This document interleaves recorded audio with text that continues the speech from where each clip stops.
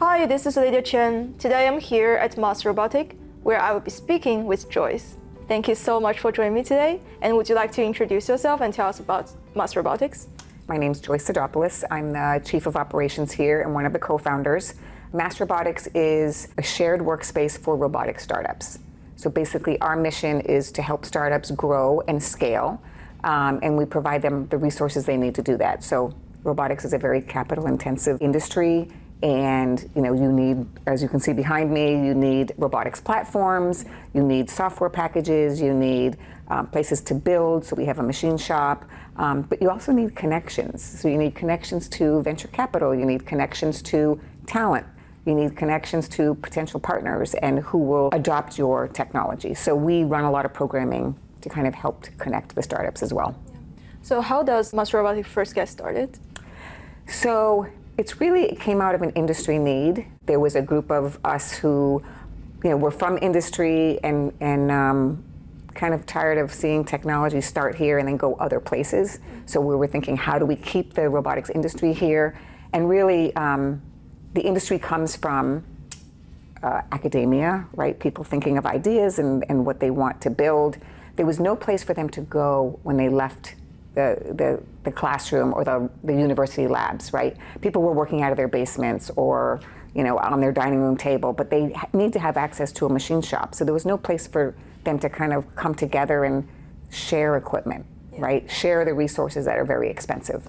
So we just kind of came up with the idea, and it was really I'd say it was industry who really kind of brought this together.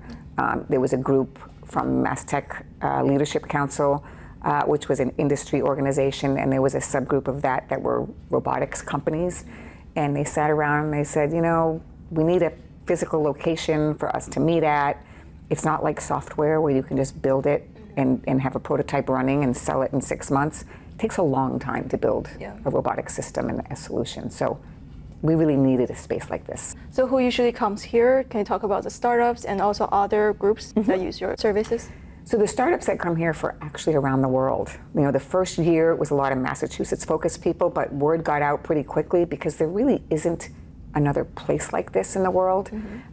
So we're not affiliated with any one university. We have people from all universities coming here.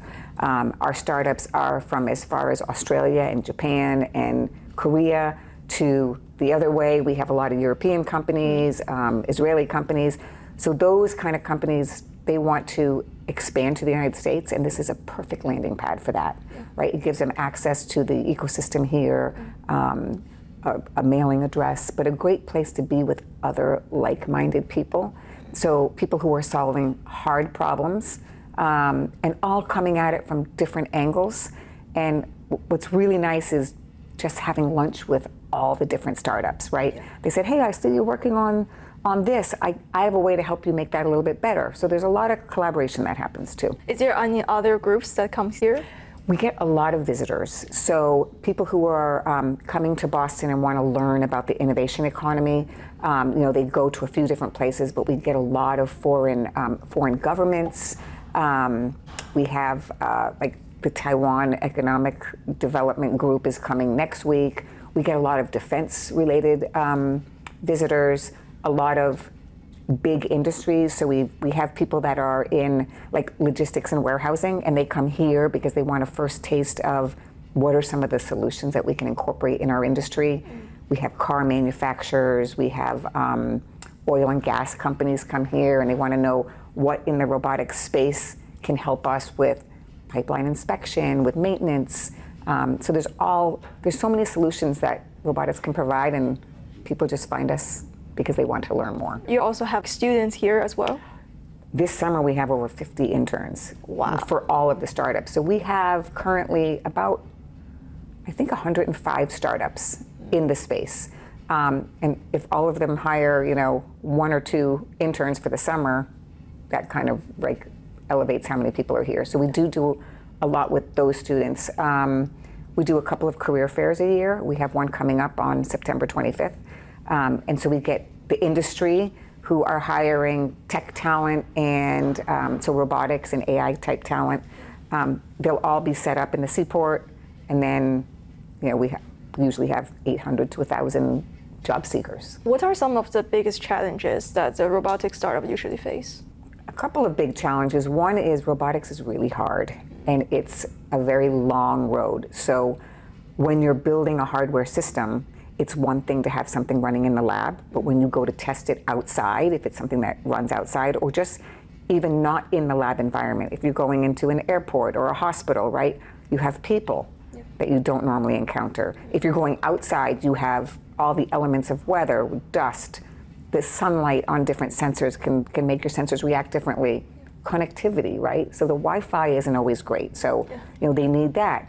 The ground is unstable. But a lot, it's being around unstructured environments that they're not used to. So that's very challenging. Another very challenging thing for startups is funding. It's really hard to find funding that will take you out for the long term, right? A lot of the traditional VC model is that you want to make your money back within 3 to 5 years. But with robotics, it takes 3 to 5 years to get a prototype working in a pilot program.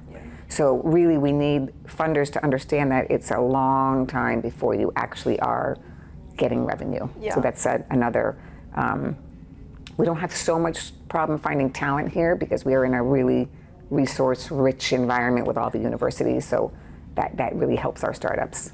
So what resources does MassRobotics provide for those startups?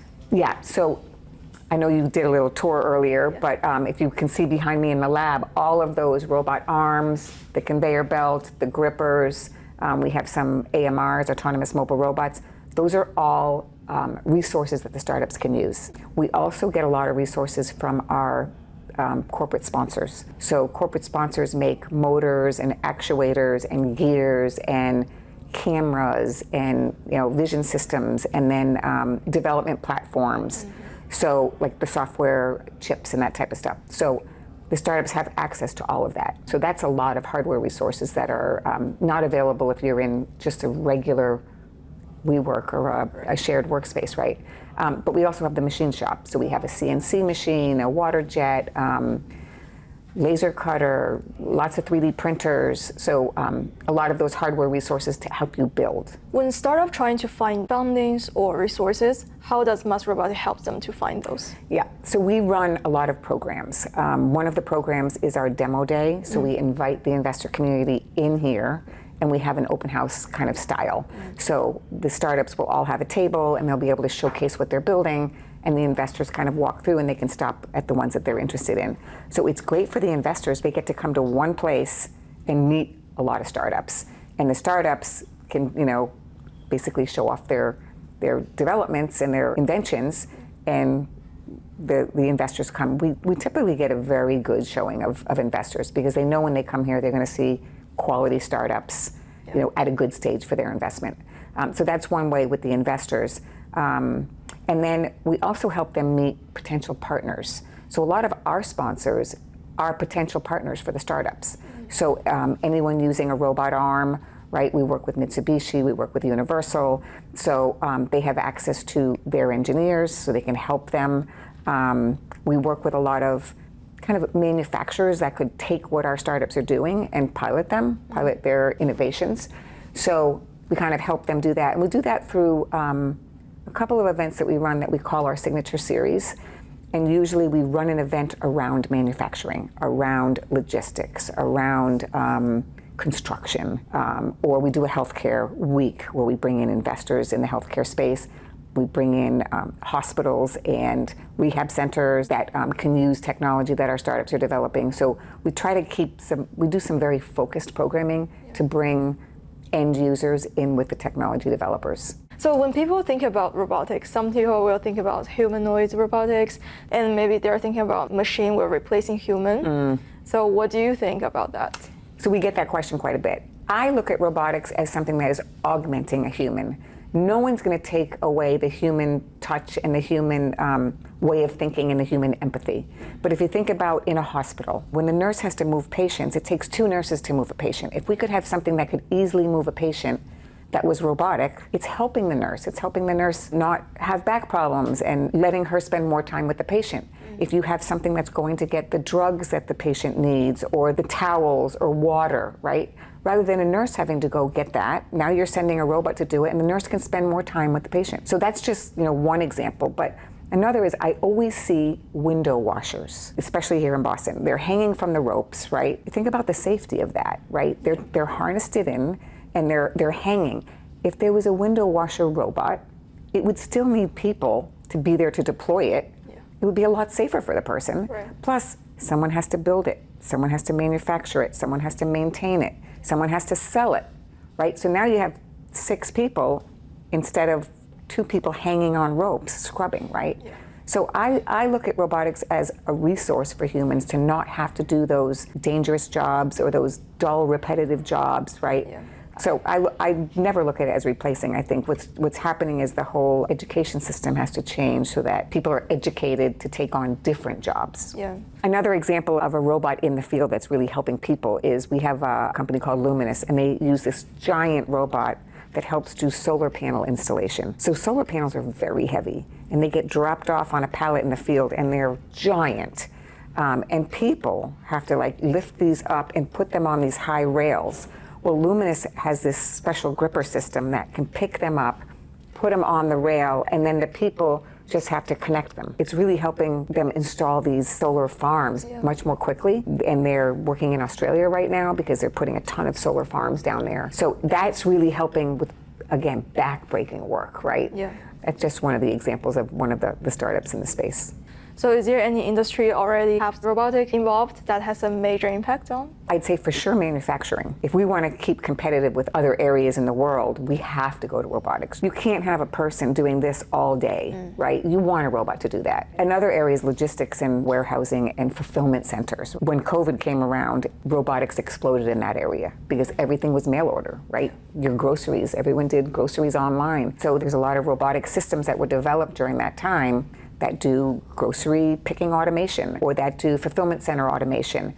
You're not going to go and say, it's okay, I want it now in 2 days instead of 1 day.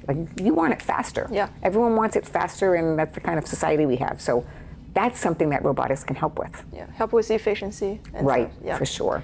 And right now, the robotic and AI, they are closely connected. Mm-hmm. So how do you see those in the future?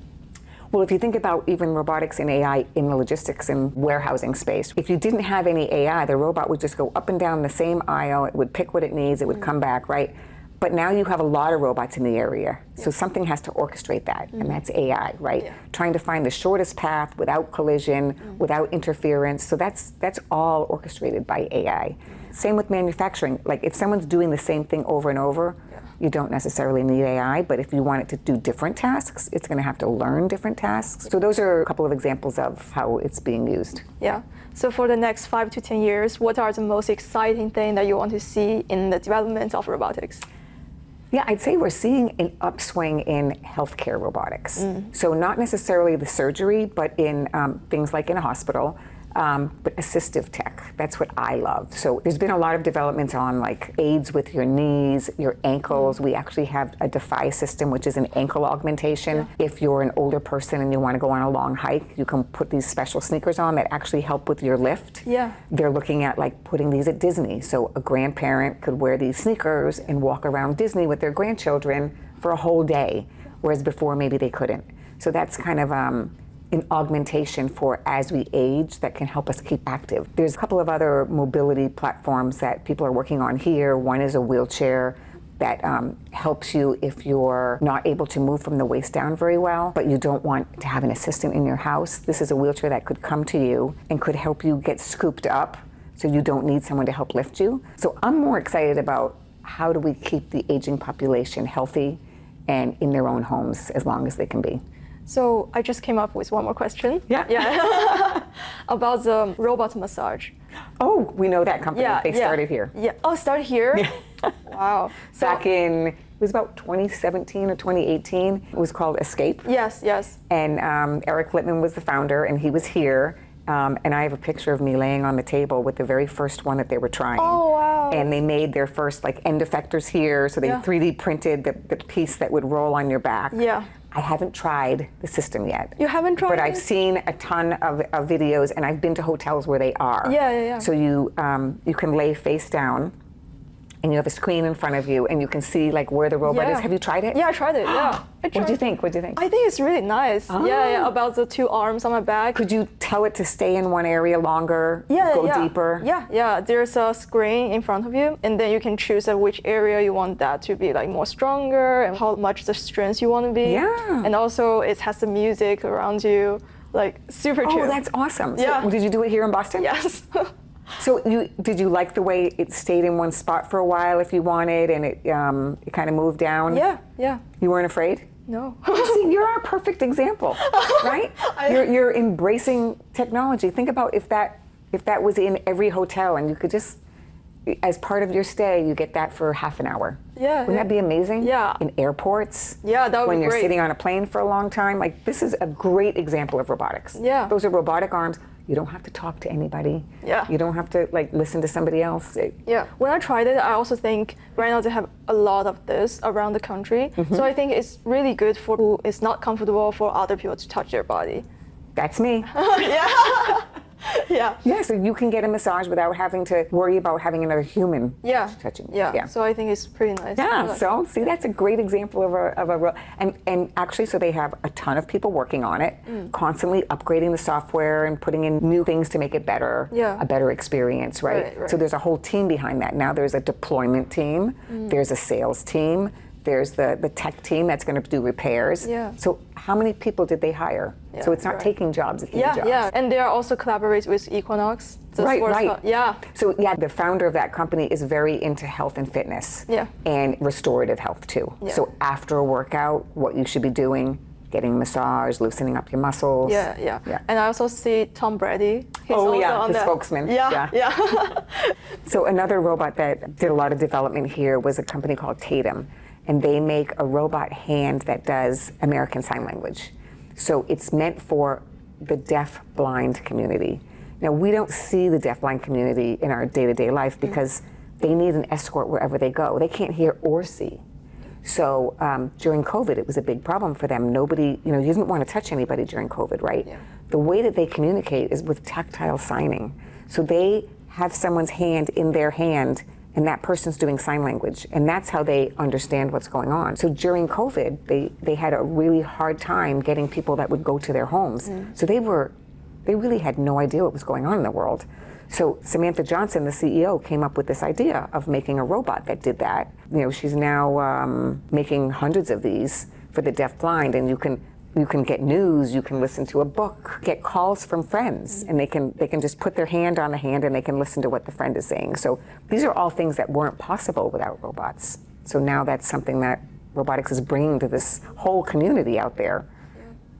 Now we bring back to annual academies that we talk about. Yeah. So would you like to introduce more about what we have is here? Yes, so we're a nonprofit. So when we host academies, they're usually sponsored by someone. Yeah. So this week we're running our drone academy. Yeah. It's an annual thing. I want to say we're in our 8th year. It's sponsored by Amazon Robotics.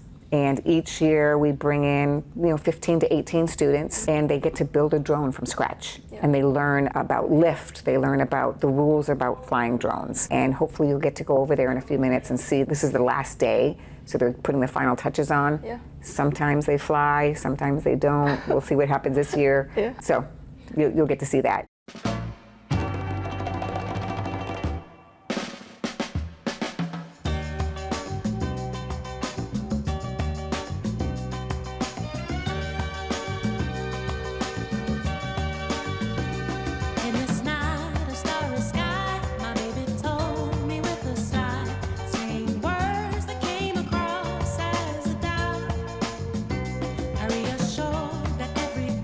What has been your favorite parts of the Drone Academy so far? My favorite part of Drone Academy has been just getting to know people who are interested in robotics as well as me in like different STEM careers. For me, I enjoy working with the people who have the same passion with me in STEM, and also building hands-on project, have experience about hands-on project that I'm building for right now is drone. And I think that's what I get so far right now. My favorite part has been both the fireside chats. So fireside chats is when we have a one-on-one interview with some guest, and we interview them about their job experience, their college application experience. And it's really been eye-opening to see what the future of STEM could look like for us as individuals. I also really enjoyed debugging the software program because it's sort of this like magical experience when you finally just get it and you're able to share that knowledge with everybody else. What is one new skill or idea you are taking away from this program? One new skill I'm definitely taking away is the ability to problem solve and also soldering, because it was really just all new to me. I would say the same with him about soldering. It's new to me, and it's so fun to know about that because I'm gonna try to get into electrical engineering in my college, so that's helped me a lot. And also have like more about go outside my comfort zone to talk about like what I have passion for and what I like. One new skill is definitely soldering wires. I've never tried anything with like heat and metal, and I think I was very intimidated in the beginning, but at the end it was very cool to see everything come together. I also agree with Veronica that soldering was a new experience. We don't usually have a lot of opportunities to do something like this. So working with the soldering iron, learning how to tin a wire, learning how to apply heat to certain places so the solder sticks. It was really important skills to learn. So do you recommend this program to others, and why?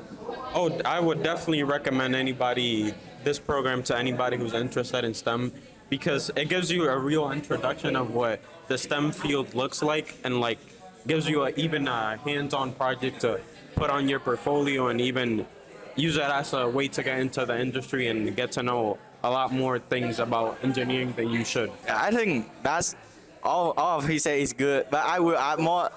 Also, we have like assistant from the staff, and we also have tutor from the other university that we can get experience from them, and then we can learn more about STEM and building hands-on project like this. I would definitely recommend this program to others because it doesn't just help you technically by building the drone, but it also gives you a look into the robotics field and STEM in general, and it really lets you decide whether this is the right thing for you. Yes, we definitely recommend this to others because I think this has genuinely have been one of my favorite camps I've done.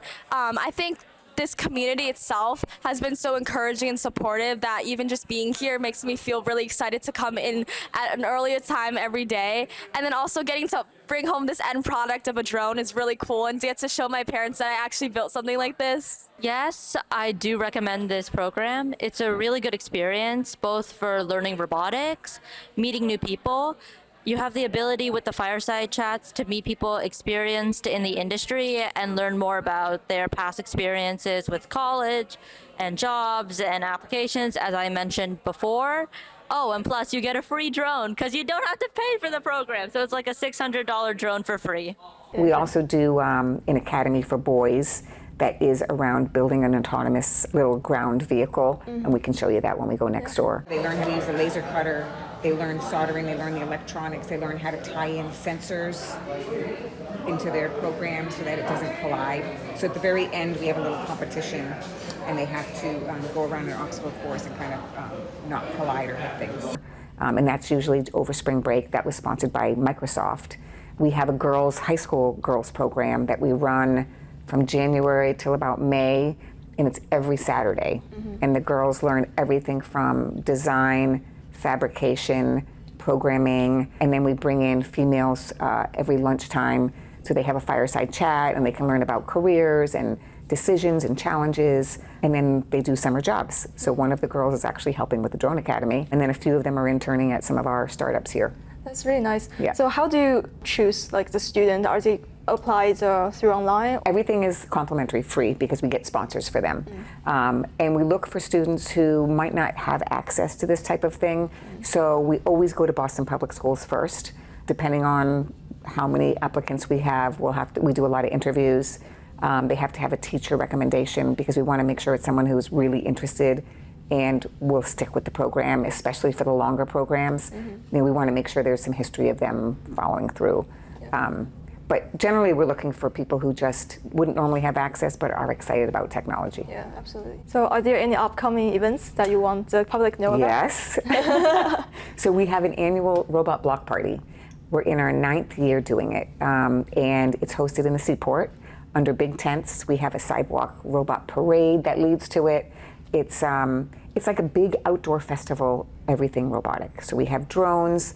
Attendees can just fly the drones. We have the Boston Dynamics robot dogs. We have robot arms, humanoids usually, autonomous vehicles.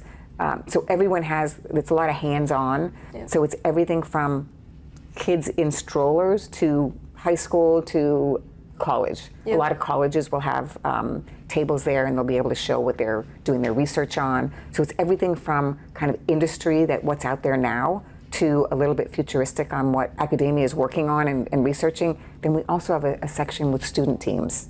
So the student first teams, which is a robotics competition team, that's usually at the high school level. A bunch of them will have an area, and they'll showcase some competitions going on. So Yeah. it's exciting for students to see, because it kind of sparks their interest in these are all the possibilities in robotics. So you mentioned the robotic dog. I want to know your thoughts on that. So there's a lot of robotics dogs. Yeah. There's really small Yeah. ones, and then there's bigger ones. Well, there's a lot of applications for them. So one is inspection. So something that could, like, let's say, walk around the building every night and inspect rather than having a person go around. Actually, the Boston police have used them, and they've been shot at. So the dog has taken bullets. That could be a person, right? Yeah. Going into a place. They could go into dangerous areas with sensors. If you think about, you can put a sensor on its back to be able to detect a smell or radiation, or so they can go in a lot of areas that humans can't. They can climb over things. Yeah. So it can really be good for detecting, anything in the air, or helping find someone who's stranded. There's a lot of applications. Delivery, right? Think about delivery robots. If a truck pulls up and you have all these little robot dogs and you put packages on their backs, they could go out and put the packages in the neighborhood. Yeah. Then they all come back to the truck, and then they go to the next neighborhood, and then they go. So there's lots of good applications. And I also saw those like robotic ants online. So I know MIT works on that. I'm not sure the application, but I'm sure there is an application Yeah, for it. yeah. But like there's robotic bees. Yeah. So what happens if we lost our bee population, right? You need to be able to pollinate the flowers to get vegetables, right? Yeah. So if something happens to our bee population, we want to have at least a robot bee who could go in and do some of that. So I mean, actually, what the ants could do is they could help spread pesticide, or they could Yeah. help with pick weeds, or I Yeah. mean, They can also like go into the dangerous places. there you go. Yeah. So see, you're thinking like a roboticist. Oh my gosh, thank you. It's really fun to think about all of those things. It feels like every animal can turn into like robots. Right. Yeah. But think about what humans can't do that would make it easier if we had a robot that could do that. A lot of roboticists design around nature. So they Yeah. design around like what a spider does. How can I make a robot do that? Right. So it's called bio-inspired. So Bio-inspired. bio-inspired robotics. Is there anything else you want others to know about MassRobotics? I would say the biggest thing I want people to know about robotics in general is that it's not a dangerous thing. There's a lot of safety standards. And so, when you see a robot in a public place, just be inquisitive. Try to figure out like what it's doing, or, try to learn. Because I really think that robotics is going to change the world for the better. All of the things like we talked about, healthcare and keeping people stronger, longer, and not having them do back-breaking work, right? There are exos that you can put on your back that can help you lift things. So if someone's job is lifting a lot, even the mailman, right? They could be wearing the ankle augmentation, and they could walk farther and not be tired at night. So I just want people to understand that robotics is not a dangerous thing. It's more there to help augment what we're already doing and make life better. Thank you so much for joining me today, and thank you so much for taking your time to speaking with me. My name is Lydia Chen, and thank you so much for watching. ACMi productions are only made possible with your support. Visit patreon.com/ACMi to learn how you can help.